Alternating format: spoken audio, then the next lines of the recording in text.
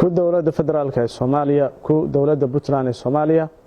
og isimada dhaqanka Puntland og isimada dhaqanka Soomaaliyeed og dhammaan ummadda Soomaaliyeed ujeedo kalsooni kala laabasho isinimo ama suldaan anagoo ah xuqaasha beesha bahwadaag Dubays ee ku saxiixan warqadda wakiilna ka ah beelaha bahwadaag Dubays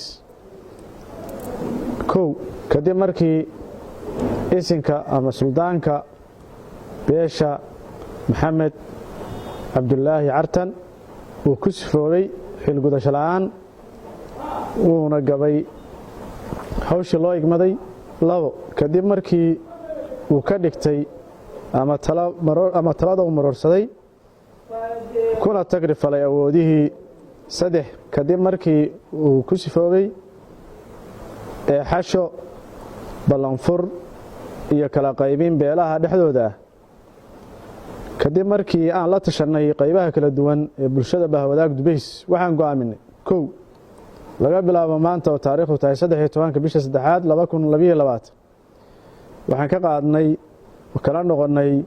xilkii isinimo ama suldaannimo ee uu hayay beelaha bahwadaag Dubays waxaa sii haynaya hawlihii guddoonka ee isinimada ama suldaanka xuqaasha beesha bahwadaag oo go'aan ku qaadata hab tala wadaaga iyo inta laga soo dooranayo isin cusub waxaa beeluhu isugu imanayaan shir lagu dooranayo isin cusub taariikhdu markay tahay 6 bisha sanadan aan ku jirnay 2022 kowdeeda kaasoo lagu qaban doono degmada Dhahar ee hadda aan joogno waxaa laga codsanayaa beesha Maxamed Maxamuud inay beelaha bahwadaag u soo gudbiyaan isinka cusub ama suldaanka cusub oo hanan kara hoggaanka reerka guud ahaan ugu dambeynna waxa laga codsanayaa inay soo gudbiyaan bishan 6 ee soo socota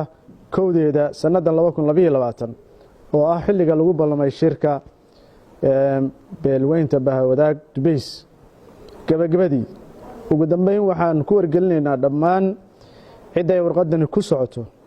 iyo cidda ogeysiinta ku lehba in laga bilaabo maanta oo taariikhdu tahay 13 bisha 3 2022 aanay kala macaamili karin isinka xilka lagala laabtay wixii khuseeya beelaha Dubays ee bahwadaag Dubays والسلام عليكم ورحمة الله وبركاته